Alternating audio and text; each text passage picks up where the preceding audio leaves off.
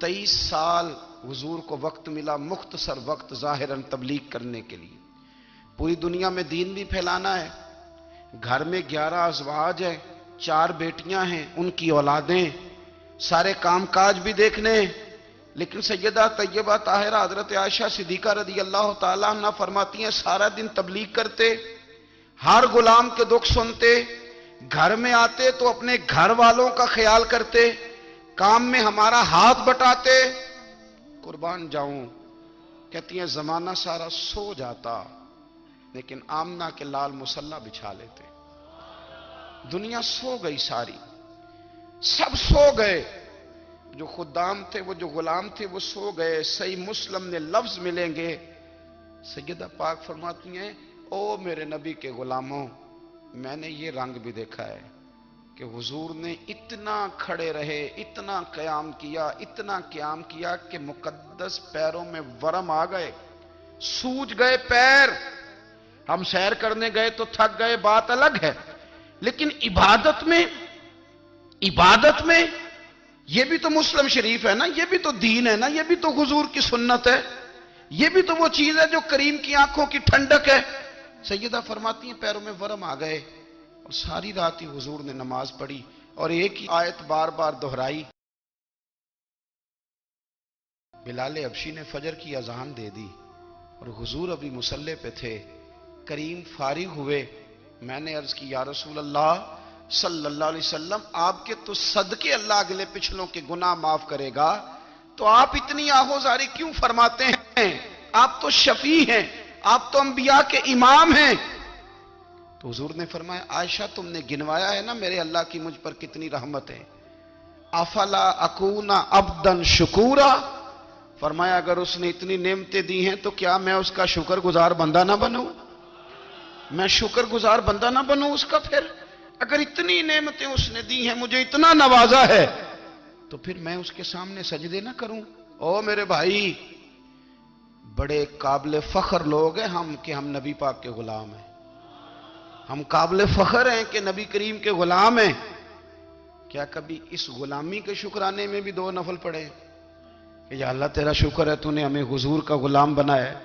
یاد رکھیں کہ اپنی روحانی زندگی کو آباد کریں، استغفار پڑھیں، تسبیحات کریں، کچھ چھوٹے چھوٹے اعمال ہیں ان کو اپنی زندگی میں حصہ بنائیں۔ ترمذی شریف میں حدیث ہے، نبی پاک صلی اللہ علیہ وسلم نے فرمایا 3 مرتبہ صبح، 3 مرتبہ شام اعوذ باللہ السمیع العلیم 3 دفعہ یہ پڑھو، اور 1 دفعہ سورۃ حشر کی آخری 3 آیات، هو اللہ الذی لا الہ الا هو عالم الغیب والشہادۃ هو الرحمن الرحیم۔ اعوذ باللہ من الشیطان الرجیم ہے نا، اس کو پڑھنا ہے اعوذ باللہ السمیع العلیم من الشیطان الرجیم۔ فرمایا 3 دفعہ اس کو پڑھو اور 1 دفعہ سورہ حشر کی 3 آیتیں، 1 دفعہ صبح اور 1 دفعہ شام۔ صبح کیا ہے، شام کیا ہے؟ تو اعلیٰ حضرت بریلوی فرماتے ہیں صبح سے مراد ہے آدھی رات ڈھلنے سے لے کر سورج نکلنے تک، آدھی رات ڈھلنے سے لے کر یعنی تہجد کا ٹائم سے لے کر سورج اور شام کیا ہے، دوپہر ڈھلنے سے لے کر مغرب کی اذان تک، یہ شام ہے۔ اب سن لیں، یہ ترمذی کی حدیث ہے سیاستہ کی، نبی پاک نے فرمایا جس نے 3 مرتبہ اعوذ باللہ پڑھی اور 1 بار سورہ حشر کی آخری 3 آیتیں پڑھی، 1 دفعہ صبح پڑھے، 1 دفعہ شام پڑھے، نبی کریم علیہ السلام فرماتے ہیں اگر صبح پڑھے گا تو 70,000 فرشتے شام تک، اور اگر شام کو پڑھے گا تو 70,000 فرشتے صبح تک پڑھنے والے بندے کی مغفرت کی دعا مانگتے رہیں گے۔ چلے میں تو اس بات پہ بھی بڑا راضی ہوں کہ پہلی دفعہ اہل سنت میں ایسا ہو رہا ہے کہ وظیفہ ملنے پر لوگ نعرے لگا رہے ہیں، ورنہ وظیفہ بتائیں تو کہنے میں بھی پڑھیں گے پر کوئی تویز بھی لکھ چھڑو ماڑا گیا۔ ایک صاحب آئے مجھے کہنے لگے جی برکت کوئی نہیں، غربت بڑی ہے۔ میں نے کہا سورۃ واقعہ پڑھا کر، کہنے پیر صاحب تھوڑی تکلیف کرو کو مینوں تویز بھی کر دیو۔ میں نے اسے کہا خدا کے بندے میں تویز دوں گا پتہ نہیں کام بنے گا نہیں بنے گا، سورۃ واقعہ پڑھ، یہ وہ تویز ہے جو مدینے والے رسول نے عطا فرمایا ہے کہ سورۃ واقعہ پڑھو تمہیں کبھی فاقہ نہیں آئے گا۔ تو وظائف پڑھیں، عبادات کریں، تیاری کریں، کچھ نیک اعمال بچائیں ایسے جن کا ہمیں پتہ ہو، جو ہمارے رب کو پتہ ہو۔ حضرت عبداللہ ابن عمر رضی اللہ تعالیٰ عنہ حضرت عمر کے صاحبزادے، مکہ مکرمہ میں ان کی قبر ہے۔ میں نے جب انہیں پڑھا تو مجھے ان سے بڑا پیار ہو گیا،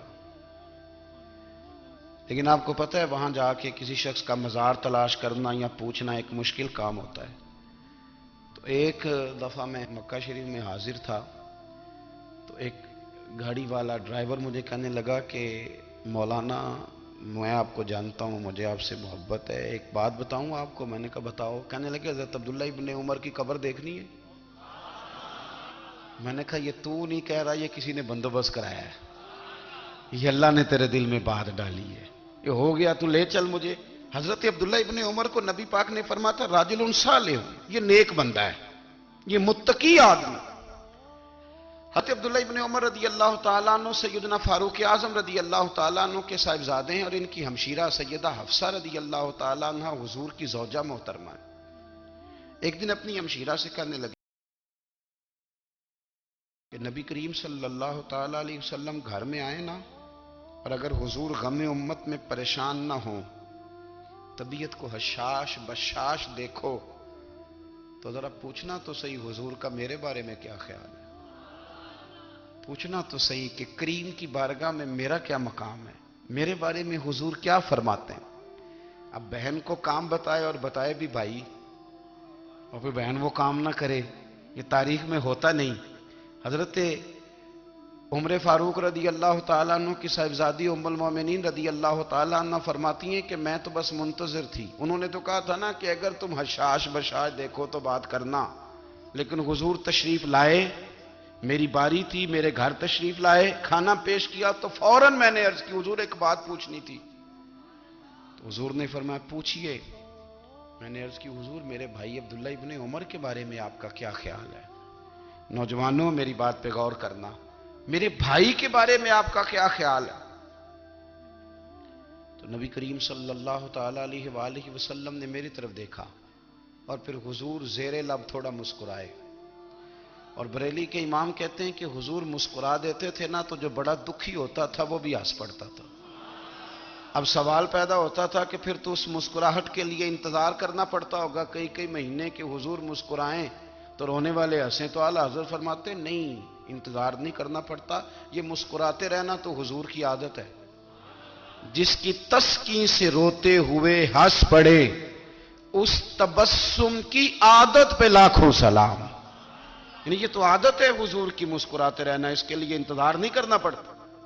بھائیو آپ خیال رکھیں گے، غور کریں گے، حضرت عبداللہ ابن عمر رضی اللہ تعالیٰ عنہ کے بارے میں پوچھا تو سیدہ فرماتی ہیں کہ نبی کریم صلی اللہ تعالیٰ علیہ وسلم نہ زیر لب مسکرائے اور فرمایا حفصہ تیرا بھائی ہے تو اچھا، کہ عشاء کی نماز پڑھتا ہے تو فجر تک سویا ہی رہتا ہے۔ او نوجوانوں، 10 بجے تک سونے کی بات نہیں ہوئی، 9 بجے تک سونے کی بات نہیں ہوئی، 11 بجے اٹھنے کی بات نہیں۔ حضور فرمانے لگے میں نے سنا ہے کہ عشاء کی نماز پڑھ کے سو جاتا ہے اور فجر تک سویا ہی رہتا ہے، اسے چاہیے کہ تہجد کے وقت اٹھا کرے، اللہ کی بارگاہ میں حاضر ہوا کرے، آہوزاری کرے، سجدے کرے، عبادت کرے، اٹھتا ہے اور فجر میں جا کے اٹھتا ہے۔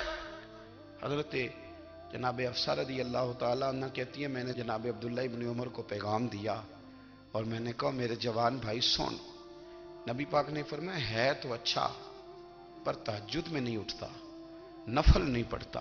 او میری ملت کے جوانوں، مزہ نہیں آ جاتا جب ساری دنیا سوئی ہو، ساری دنیا، اور بستر بھی گرم ہو اور نیند بھی پورا غلبہ کر رہی ہو، اور اچانک گھنٹی بجے دماغ میں، آنکھ کھلے، گھڑی پہ نظر پڑے، 3:30 4 بجے کا پیغام گھڑی بتائے، اور کوئی چڑھتی جوانی والا اٹھ کے وضو کرے، اور جب وہ مصلی کھول کے بچھائے تو مدینے والے محبوب کہتے ہیں کہ ہر نماز پہ رب ثواب دیتا ہے، اور جو اٹھ کے تہجد کی نماز پڑھے اسے دیکھ کے تو رب مسکراتا ہے، جو اس کی شان کے لائق ہے، جو اس کی شان کے لائق، وہ مسکراتا ہے، خوش ہوتا ہے کہ میرا بندہ تہجد میں اٹھ گیا، وہ مسکراتا ہے۔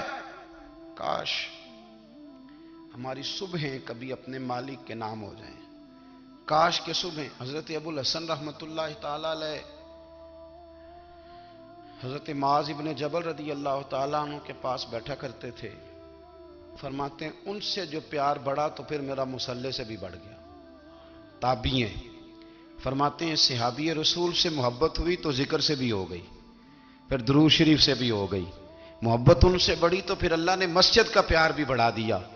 آپ فرماتے ہیں کہ میری ہر وقت بھی یہ چاہتی تھی کہ بس اللہ اللہ کروں, بس اللہ اللہ کروں, بس نہ میں ذرا تھوڑی جان چھڑاؤں لوگوں سے, کو 10 منٹ ملے تو میں کچھ 4 نفل پڑھ لوں, میں تھوڑا سا نہ بچوں لوگوں سے, اور مجھے تسبیح ملے تو میں نہ کچھ 400-500 دفعہ استغفار پڑھوں, سبحان اللہ, الحمدللہ, اللہ اکبر, لا حول ولا قوت الا باللہ, میں نہ تسبیحات پڑھوں. فرماتے ہیں کہ بچے تھے گھر میں 6-7, غربت تھی, کام ملتا کوئی نہیں تھا, اور میں کام چور نہیں تھا, کام ڈھونڈتا تھا, پر اللہ کی قدرت کے کام نہیں ملتا تھا. فرماتے ہیں کہ میں نے ایک دن اپنی اہلیہ سے کہا کہ آج میں پھر جاتا ہوں کام ڈھونڈنے. تو میری بیوی بڑی فرما بردار تھی, پر اس دن نہ غربت کے ہاتھوں تنگ آ کے کہنے لگی, آج نانا کوئی تو چیز لے کے آیا, تو مجھ سے بچوں کی بھوک نہیں دیکھی جاتی. یہ سب روگاں دا روگ محمد جس دا نام غریبی, کنڈ بلا کے لنگ جاندے نہیں دوست یار قریبی. آج نہ کچھ لے کے آیا تو میں بچے لے کے میکے چلی جاؤں گی. شیخ فرماتے ہیں کہ میں بڑا پریشان گھر سے نکلا, پر میں نے صبح سے لے کے زور تک کام ڈھونڈا, کام ملا کوئی نہیں. تو میرے دل میں خیال آیا, چلو کام نہیں ملتا تو اللہ اللہ تو کرے نا, چلو بندوں کی مزدوری نہیں ملتی تو رب کریم کی عبادت ہی کرتے ہیں. فرماتے ہیں کہ میں نے نا فرات کے پانی سے وضو کیا, نہر کے, شدید دھوپ تھی, ساتھ ریت تھی, اور ریت تپ رہی تھی. میں نے اپنا رومال وہیں مصلی کے طور پر بچھا لیا, اور فرماتے ہیں کہ زور سے لے کر عصر تک نماز پڑھی, دھوپ بھی پورے زور پہ, پر میرے سجدے کا ذوق. فرماتے ہیں سورج بھی چمک رہا ہے, اور رب کی عبادت کا ذوق بھی پورے زور پہ. میں سجدہ کروں تو پھر میرا اٹھانے کو جی نہ چاہے. میرے استاد لکھا کرتے تھے, یہ ان کا شعر ہے, وہ کہا کرتے تھے مجھے سوز دے, مجھے ساز دے, اور مجھے نیم شب کا نیاز دے, دم سجدہ خود کو میں توڑ دوں, مجھے ایسا ذوق نماز دے. اور میں تیری بہار کا پھول ہوں, میں کھلا بھی ہوں تو تیرے لیے, مجھے میری شاخ سے توڑ لے, مجھے اپنی زلف کا ناز دے. بھائی فرماتے ہیں کہ عصر تک میں نے نفل پڑھے, دل ڈھلنے لگا, عصر کی نماز پڑھی اور میں وہاں سے چلا. اب میں جب نکلنے لگا تو دل میں خیال آیا کہ چھوٹی چھوٹی دیواریں ہیں گھر کی, بغیر کچھ لیے جاؤں گا تو بیوی دور سے دیکھے گی تو شور کرے گی کہ پھر خالی ہاتھ آ گیا ہے. کہتے میں نے اپنے اسی رومال میں جس پہ میں نے نماز پڑھی تھی نا, رومال میں کی آخی دے پنجابی صافہ کہتے ہیں, اسی میں نا میں نے کچھ ریت بھر لی کہ وہ دور سے دیکھے گی تو سمجھے گی کچھ لے کے آیا ہے, چلو جا کے اسے بتا دوں گا کہ آج پھر مزدوری نہیں ملی. کہتے ہیں وہ ریت لے کر جب میں گھر میں گیا تو پہلے بیوی دروازے پہ کھڑی ہوتی تھی, پوچھتی تھی خالی ہاتھ آ گئے ہو, آج میں نے دیکھا تو ہے ہی کوئی نہیں. فرماتے ہیں میں اندر داخل ہوا, سلام لیے, کونے میں میں نے وہ رومال رکھ دیا, اور میں نے آواز دی کہ بھلی مانس کہاں ہو. تو وہ کہنے لگی آپ منہ ہاتھ دھو لیں, میں روٹی لے کے آئی. میں نے کہا روٹی کہاں سے آ گئی, یہاں تو کئی دنوں کے فاقے, تو کئی دنوں کی غربت ہے, یہاں تو اس گھر میں تو فقیری ہے. فرماتے ہیں کہ وہ روٹی لے کے آئی, اور اس وقت کی جو موجودہ نعمتیں تھیں, سمجھ لیں سلاد, اچار, ہر چیز ساتھ لائی. میں نے کہا کہ بچے کہاں گئے, کہنے لگی وہ کھانا کھا کے کھیلنے گئے, آپ کھانا کھا لیں آ جاتے. کھانا اس نے چن دیا. میں نے حیرت انگیز لہجے میں ساری نعمتیں اپنے دسترخوان پہ دیکھ کر کے بیوی سے پوچھا یہ کہاں سے آیا کھانا, بچوں کو تو نے کہاں سے کھانا کھلایا, یہ سارا کچھ کیسا ہے. تو کہنے لگی پتہ نہیں آج آپ کس کریم کی مزدوری کرنے چلے گئے تھے, پتہ نہیں کس کریم کی, میرے گھر میں تو اتنی نعمتیں آئی ہیں کہ مجھ سے سنبھالی نہیں جا رہی, اتنا اناج ہے, اتنا گندم ہے, کس کریم کے دروازے آج چلے گئے تھے. یہ کہتے کہتے وہ اٹھی اور اٹھ کر کے کہنے لگی پہلے بڑا کچھ آیا تھا, اب کیا لے آئے ہو. اور جا کر کے نا اس نے وہ ریت والا رومال کھولا کہنے لگے میں تو لے کے آیا تھا ریت، تو میرے رب نے اسے بھی سونے اور ہیرے بنا دیا تھا۔ جب آپ کی توجہ اللہ کی جانب، میرے نبی پاک صلی اللہ تعالی علیہ وسلم نے فرمایا ہر چیز اپنے رب سے مانگ، ہر چیز مانگ، ہر چیز مانگ۔ یا رسول اللہ کیا کچھ؟ میرے محبوب نے فرمایا تیرے گھر میں نمک بھی ختم ہو جائے تو وہ بھی اپنے رب سے مانگا کر، تو مانگنا وہ تجھے دے گا، تو اس کی بارگاہ میں کشکول طلب دراز تو کرنا۔ اور ترمذی شریف میں عجیب لفظ ہیں، رسول کائنات نے فرمایا، رب کریم فرماتا ہے جب میرا بندہ ہاتھ اٹھاتا ہے نا تو مجھے حیا آتی ہے کہ میں خالی کیسے، اتنے بڑے بادشاہ کی بارگاہ میں۔ او بھائی، لوگوں سے عزتیں تلاش کرتے ہو تو وہ کیا تمہیں عزت دیں گے؟ وہ تو کل اچھا کہتے ہیں پرسوں برا کہنے لگ جاتے ہیں۔ لوگوں کے سامنے گڈ بک میں آنا چاہو گے تو وہ تو سویرے تمہارے بارے میں کچھ کہیں گے، شام کچھ اور کہیں گے۔ اپنی روحانی زندگی آباد کریں، اپنے مسلح کو وقت دیں، اور دنیا سے چھپ کر اس موبائل کو بند کر کے اور اپنے آپ سے بھی چھپ کے اور تنہا ہو کے چھپا کے سارا کچھ اپنے آنسو اپنے رب کی بارگاہ میں پیش کریں، اس کے حضور حاضری دیں۔ سنو نا ترمذی کی حدیث، اور اسے یاد رکھنا، نبی پاک علیہ السلام نے فرمایا اپنے دکھ لوگوں کے سامنے نہ بیان کرنا، سیٹھوں نوابوں کو نہ بتاتے پھرنا، دنیا داروں کے سامنے جا کے نہ رونا کہ میں تکلیف میں ہوں۔ فرمایا اگر دنیا داروں کو دکھ بتاؤ گے رب تمہیں کبھی غنی نہیں کرے گا، اور لوگ ہیں کہ الٹا مذاق اڑائیں گے۔ آپ کی جس سے بڑی پکی یاری ہے نا، پکی، وہ تب تک پکی ہے جب تک آپ نے 50,000 مانگا نہیں، اور جس وقت آپ نے کہہ دیا کہ میں مجبور ہوں میری مدد کر تو پھر ختم ہو گئی دوستی۔ لوگوں کی تعلقات آپ کے ساتھ تب تک ہیں جب تک آپ ان سے کوئی ضرورت وابستہ نہیں کرتے۔ کریم محبوب فرمانے لگے بندوں کے سامنے دکھ نہ بیان کرنا، اللہ تجھے کبھی غنی نہیں کرے گا۔ تو اپنے دکھ اپنے رب کو بتا، تو دعائیں مانگ، تو اس کی بارگاہ میں حاضر ہو، تو اس کے حضور عرض کر۔ فرمایا اپنے دکھ اپنے رب کو بتا، وہ جلدی کرے یا دیر سے کرے تجھے ساری دنیا سے بے نیاز کر دے گا، تجھے کسی کا محتاج نہیں رہنے دے گا۔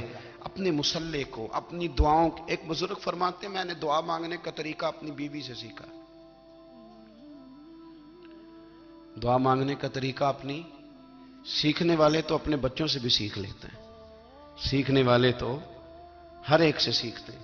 وہ کہتے ہیں میں نے دعا مانگنے کا سلیقہ اپنی بیوی سے سیکھا ہے۔ حضرت وہ کس طرح؟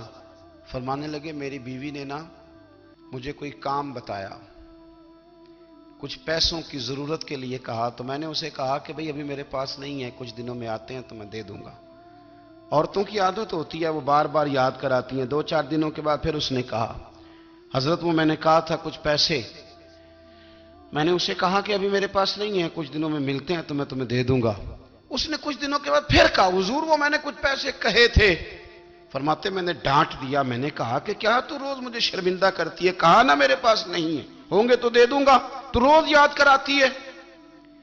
فرماتے ہیں اس نے پہلے تو میری ڈانٹ کو سہا، پھر میرے سخت جملوں نے اس کی آنکھوں میں آنسو پیدا کر دیے، پھر اس نے اپنے آنچل میں اپنے اس دکھ کو سمیٹا، اور پھر اس نے ایک جملہ کہا تو میں رو پڑا، اور مجھے اپنے رب سے مانگنے کا طریقہ آ گیا۔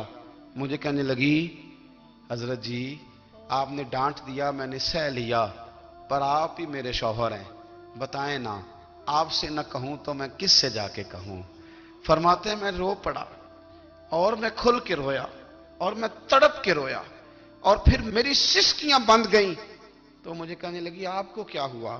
میں نے کہا مجھے بھی دعا مانگنی آ گئی ہے، جب میں اسے کہوں گا نا اللہ تو ہی میرا رب ہے، میں تجھ سے نہ کہوں تو میں کس سے جا کے کہوں؟ میں کیوں کسی بندے سے سوال کروں؟ میں کیوں کسی دنیا دار سے کہوں؟ میں تیرے بندوں کا، نیک بندوں کا وسیلہ لے کے، تیرے محبوب کی غلامی لے کے تیری بارگاہ میں آیا، تجھ سے نہ مانگوں تو کس سے مانگوں؟ سمجھ آ گئی ہے؟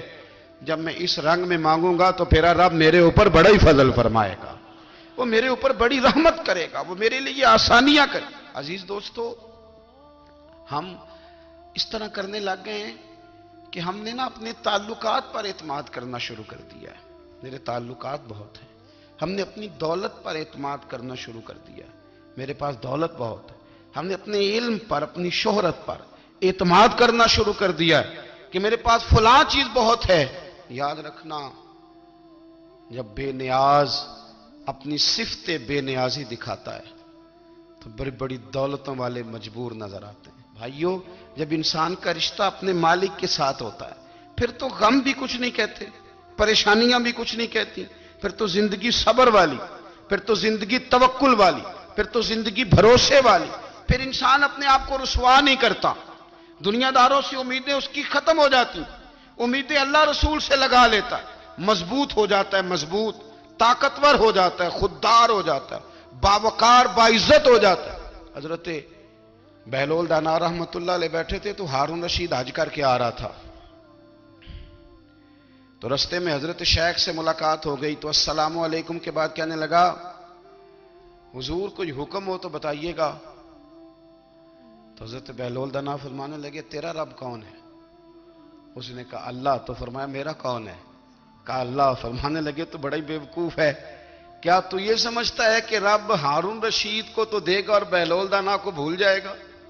تیرا بھی وہی رب ہے، میرا بھی وہی رب ہے، اس نے اگر تجھے دے کے آزمایا ہے تو ہو سکتا ہے مجھے نہ دے کے آزما رہا ہو، جب اس کی حکمت کے تقاضے ہوں گے تو عطا کرے گا اور دے گا، تو جا اپنا کام کر۔ بھائی، اپنی روحانی زندگی، اپنی عبادات، اپنے وظائف، اپنے روزمرہ کے معاملات، اپنی دعائیں، اپنا استغفار، دیکھو کوئی مشکل کام تو نہیں، 2 رکوع ہیں سورہ واقعہ کے، اگر رات کو پڑھ لی جائے تو میں کس طرح یہ بات بیان کروں؟